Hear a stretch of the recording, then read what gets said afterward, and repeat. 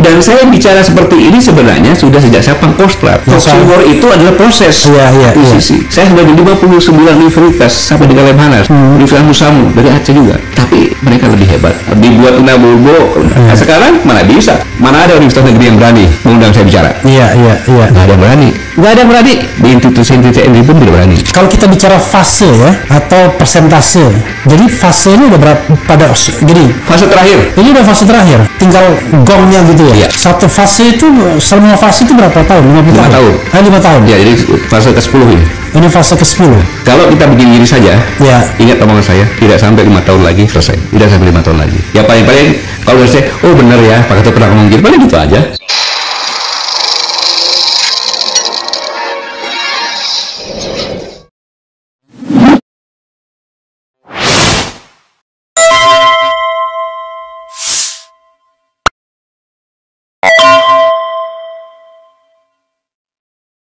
Ini kan investasi ini seolah-olah kok tidak ada kajian geopolitiknya ya.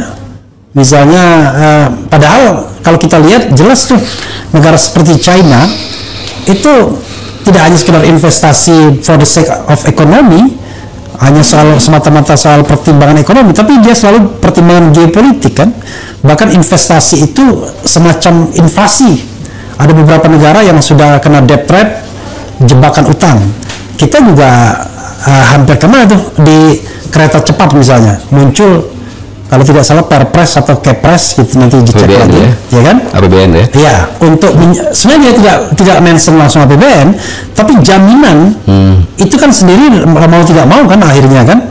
Nah ini kan kalau seandainya something happen dengan proyek ini, maka ya jaminannya adalah negara ini, leher ibaratnya kita menyerahkan urat nadi kan, apalagi urat nadi negara ini kan APBN. Kalau sudah masuk ke jantungnya sana kan nggak bisa lagi. Kan kalau saya ingin Pak, kalau proyek kereta cepat ini kan dulunya dibuat, ini ada 4 BUMN. 4 BUMN itu ada Jasa Marga, ada KAI, ada Wika, ada kemudian PTPN. Nah, 4 ini membentuk PT Pilar Sinergi Bersama. PT Pilar Sinergi Bersama inilah yang kemudian bekerja sama dengan pihak Cina, lalu buat cucunya, yaitu KCIC, Kereta Cepat Indonesia Cina. Maksudnya adalah dengan KCIC ini, something happen to KCIC, maka yang akan kena cuma PT Pilar Sinergi saja. Tapi kan pihak China tahu ini PT-PT bodong yang nggak ada duitnya, yang cuma menampung uang dari 4 BUMN.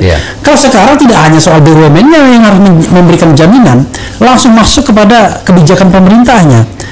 Nah, kalau secara geopolitik Pak ya, misalnya investasi seperti itu, apa iya sih tidak dilihat dari sisi geopolitik, pertahanan dan lain sebagainya? Bikin pabrik kaca di sebuah pulau yang mungkin bisa akan menjadi tempat resort atau untuk deploy sebanyak mungkin tenaga kerja, dan akhirnya pulau itu hilang secara de facto. Secara de jure masih milik kita, tapi secara de facto sudah bisa milik orang asing jadinya. Gimana Pak? Bung Levi, boleh nggak saya bicara agak panjang? Boleh, ya, silakan. Saya kan dulu pernah menyampaikan di sini. Kalau saya seorang presiden atau Perdana Menteri di suatu negara yang luas, penduduk saya sangat banyak, ya kan?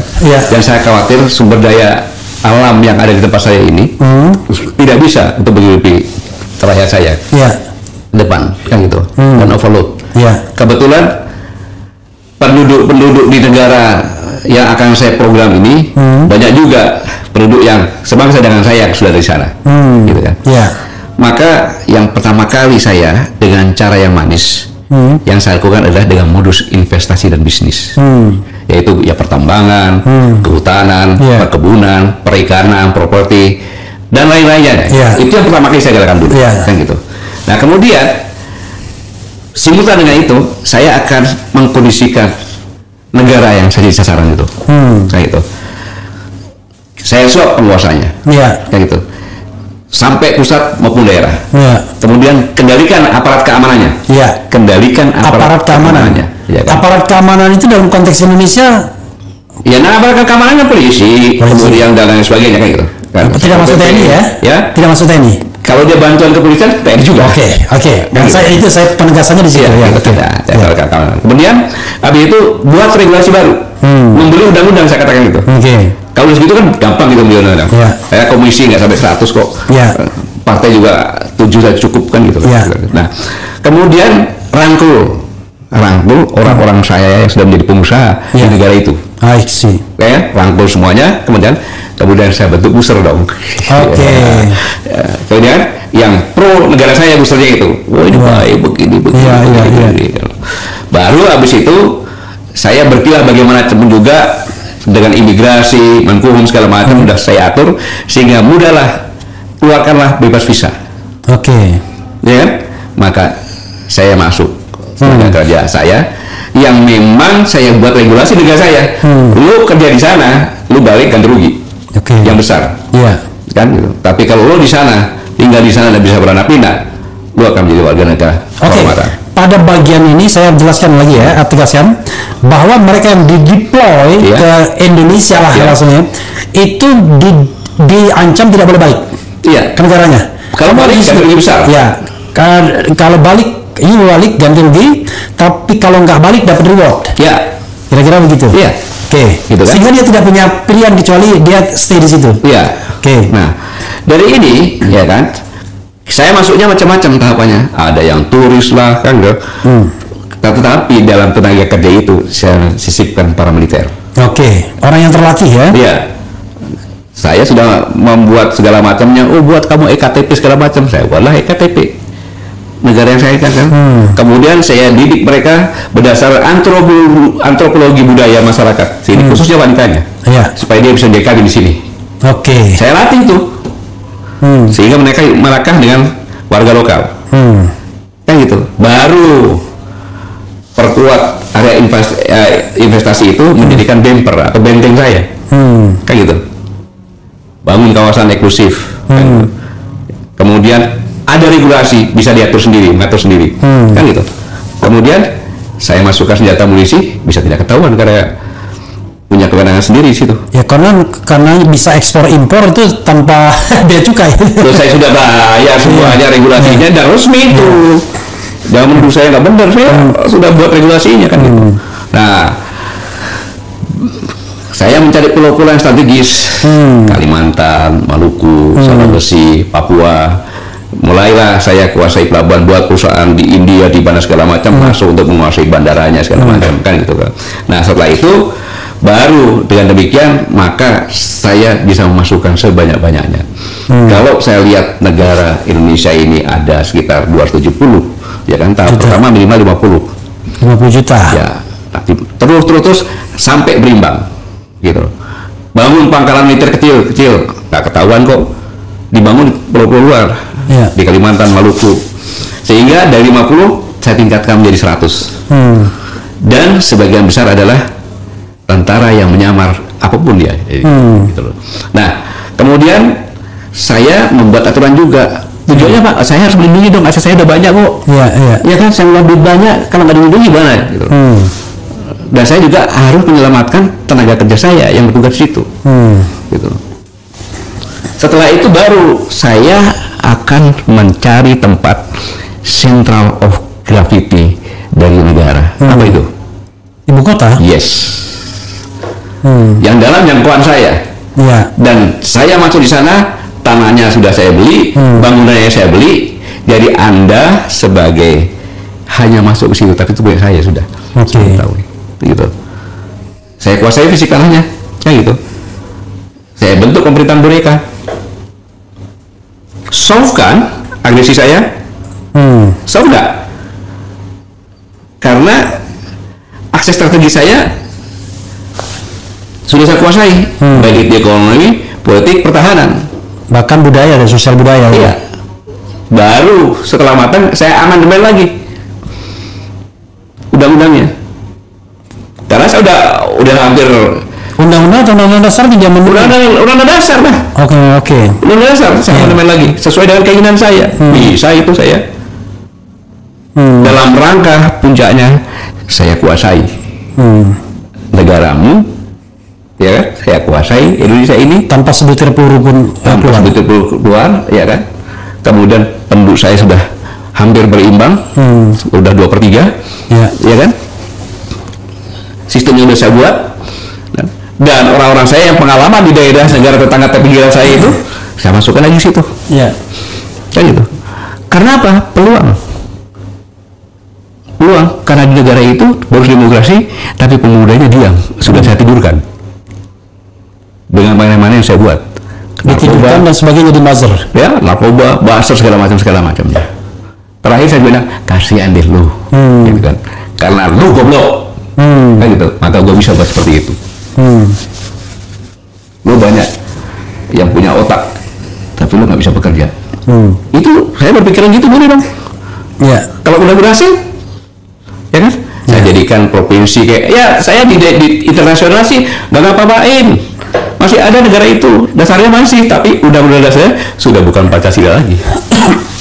Pokoknya negara itu tidak dikolonialisasi secara de jure ya, tapi secara de facto. Nah, kalau udah pemimpinnya semua boneka-boneka saya dari daerah ke bawah, ya kan? Secara politik sudah saya kuasai, ekonomi juga saya kuasai, mau apa? Nah, ini saya kerjakan bukan 1-2 tahun, bos. Saya proyek ini saya rencanakan 50 tahun. Dan sudah lama saya berjalan ini. Gitu. Tidak ujug-ujug. Karena untuk mengakuisisi perusahaan pun kan lama. Apalagi negara dong ini. Gitu. Nah, saya berharap dengan ini para generasi muda, para orang berpikir, apakah yang saya sampaikan ini terjadi nggak di negara kita? Saya kembali lagi, saya bagi negara Indonesia sekarang ini kan. Gitu.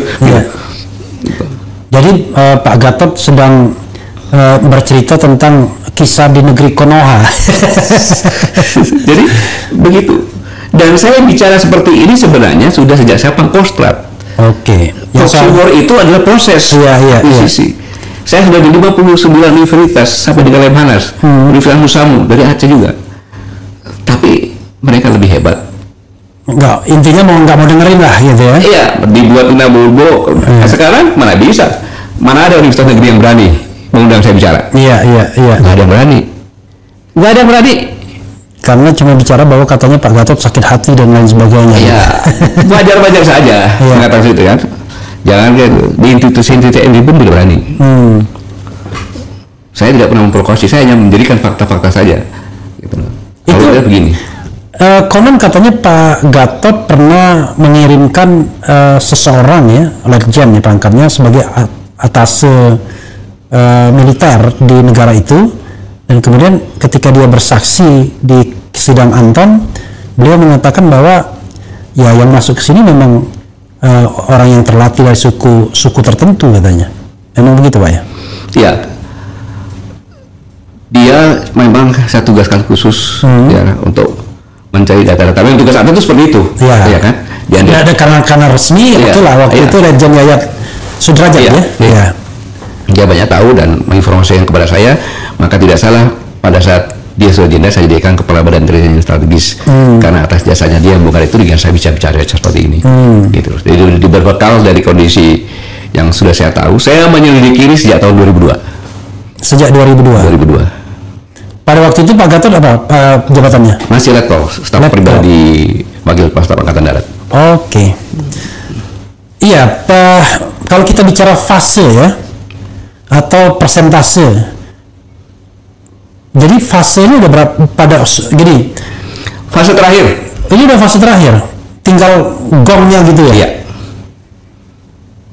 Satu fase itu, selama fase itu berapa tahun? 50 tahun? 5 tahun. Ya, jadi fase ke-10 ini. Ini fase ke-10. Kalau kita begini saja, ingat omongan saya, tidak sampai 5 tahun lagi selesai. Tidak sampai 5 tahun lagi. Ya paling-paling kalau udah saya, oh benar ya, Pak Gatot pernah ngomong gitu, paling gitu aja.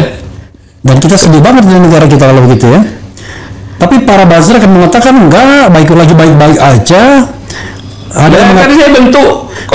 Iya, ada yang mengatakan, ada calon presiden mengatakan, loh, kalau dia dipulangkan, apa situ bisa menggantikan? Loh, kok kenapa harus pertanyaannya begitu? Ya, bahkan ada calon presiden yang mengatakan bahwa memang tenaga kerja dia lebih hebat, kan gitu kan? Iya. Jadi memang sudah begitunya gitu. Nah, saya menyampaikan ini hanya untuk mengingatkan saja. Mari kita melek, mari kita berpikir, mari kita melihat tanda-tanda zaman, kan gitu. Mari kita melihat semuanya yang ada. Apakah yang saya katakan itu ucapan jempol atau benar? Saya kadang-kadang ini mohon maaf ya, kan kalau saya ngomong sama Pak Gatot kan tidak marah juga. Saya khawatir ini mohon maaf nih. Kalau kita harus clash misalnya, ya kan? Pernah ada satu video saya yang saya lihat dari video yang saya dapat juga, itu mereka udah siap tuh dari dalam. Jadi kalau clash itu mereka bisa gebuk kita dari dalam dan dari luar. Ibarat pertarungan, ya kan? Mereka di dalam, mereka sudah ada di dalam kita. Jadi kalau mereka bisa berhadapan di luar, begitu kita berhadapan di luar, tiba-tiba di dalam kita udah dari belakang sudah bisa gebukin juga. Tinggal gebuk aja. Iya. Itu dia. Itu tuh yang kondisi yang sangat saya sedihkan itu. Jadi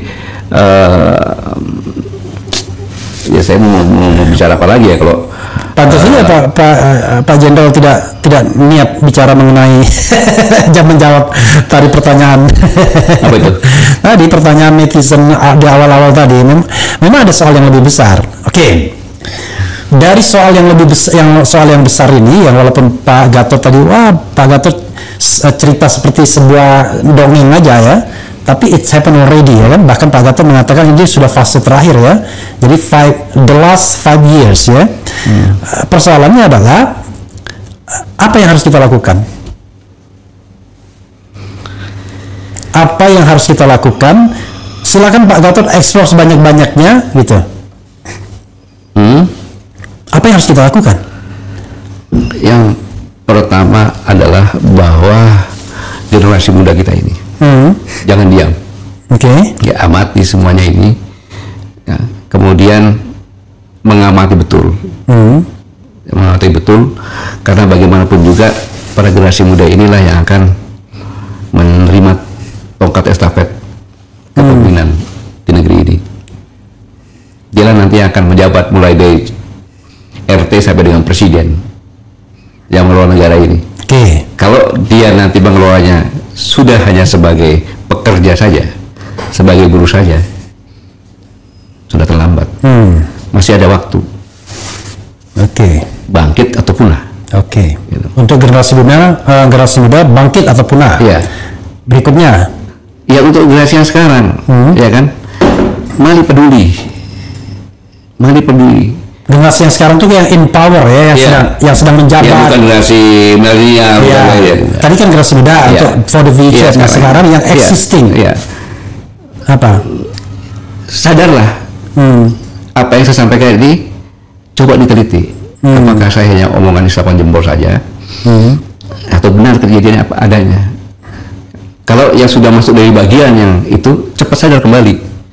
Masih ada waktu untuk maksudnya kalau menjadi bagian dari konspirasi itu sadar baliklah ke Ibu Pertiwi kan begitu. Iya, bukan orang bikin kacau lagi kan gitu. Iya. Boleh investasi, boleh. Begini Bung Raffi ya. Sejak tahun taruhlah gampangnya tahun abad ke-19. Cina itu udah menguasai ekonomi dunia loh. Minimal 25%. Gitu. Suatu hal yang tidak bisa dipungkiri, kita harus bekerja sama ekonomi dengan China. Itu saya bicara. Kan gitu. Tetapi berbisnis gitu Bu Raffi. Yang namanya berbisnis itu, saya dengan Bu Raffi ya kan, saya punya semua fasilitas kerjasama dengan saya tahu Bu Raffi bilang untungnya saya cuma 10 miliar kan gitu kan. Saya tahu sebenarnya 100 miliar kan gitu. Kalau kita nggak tahu, saya untuk 10 miliar kita bagi 2 dong, dikasih 5 miliar saya terima. Itu jadi orang-orang etis China itu dalam berbisnis, kalau orang itu cengli dia. Kalau kita tahu, tapi kalau enggak ya masalah ya. Ngapain Bung Raffi dikasih apa? Kalau ayam itu cekernya dia udah senang banget dia. Ya udah dikasih ceker aja. Kan gitu. Tapi kalau gua tahu lo untungnya 1 ekor, masa udah kasih ceker? Bagi 2 dong.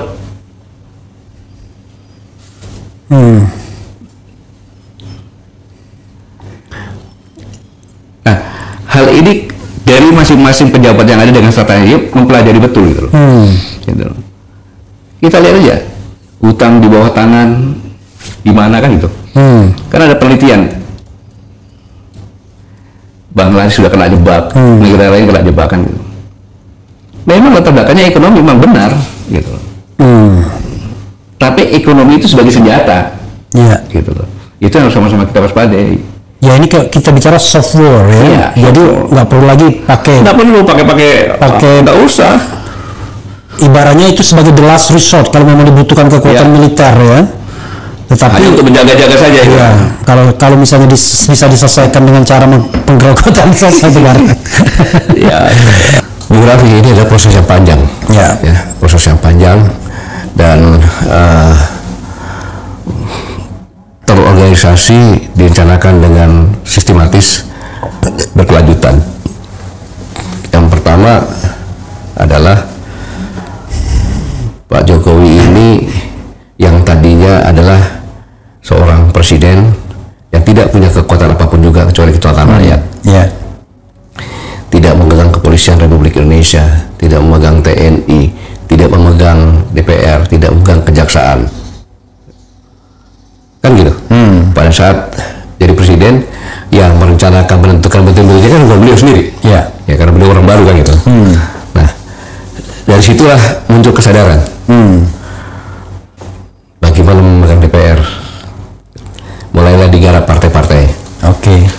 Dalam tanda kutip kemungkinan dengan dikatakan jebakan Batman, ya kan, atau Sandra istilahnya, dengan memanfaatkan hukum.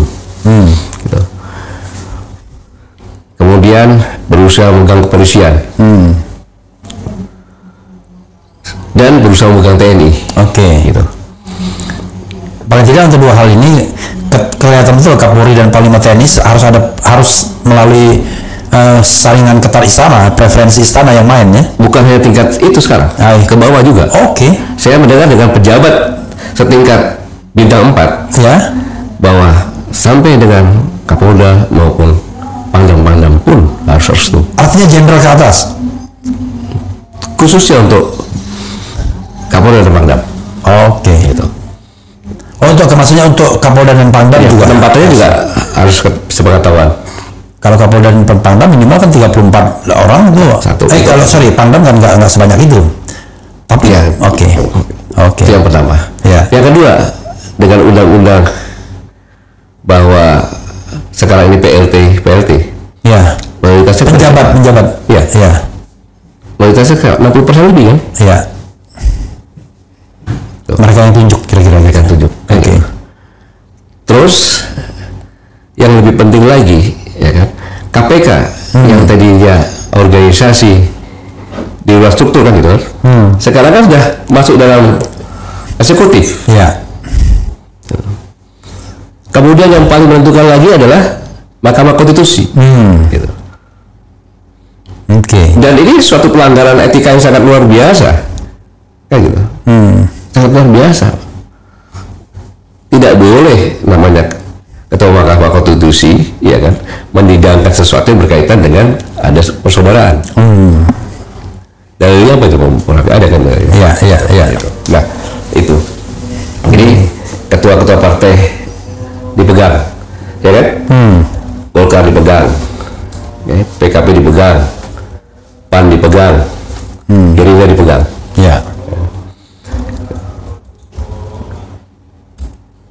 Tapi itu kan biasanya berlaku ketika dia in power, memang betul-betul lagi lama masa jabatannya. Tunggu dulu. Dalam waktu yang masih ada ini,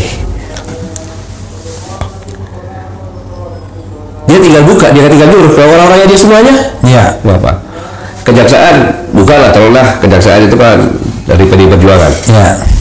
Tapi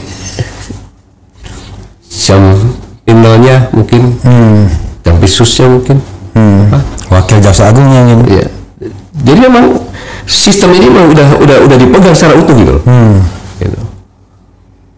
Apalagi sekarang ini, maka dengan adanya Gibran masuk, berarti kan masih di situ. Gitu. Itulah yang membuat bagaimana caranya bahwa kekuatannya tidak berubah gitu.